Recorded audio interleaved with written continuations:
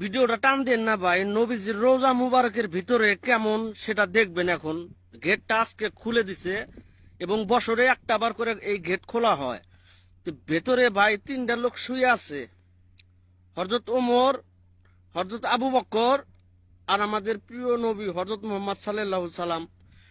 ভিতরটা একটা বার আপনারা দেখে ভিডিওটা ক্লোজ করে যায়েন। দেখেন, ভিতরটা দেখে কান্না চলে আসবে। আর যদি আপনি নিজ চোখে দেখেন তাহলে তো আবেগে মরে যাবেন। ভিডিওটা শেষ পর্যন্ত দেখেন আপনারা।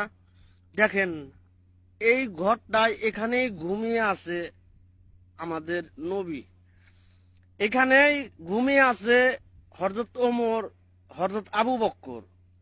ভিডিওটা শেষ পর্যন্ত দেখুন, ভালো লাগলে লাইক এবং শেয়ার করে দিবেন।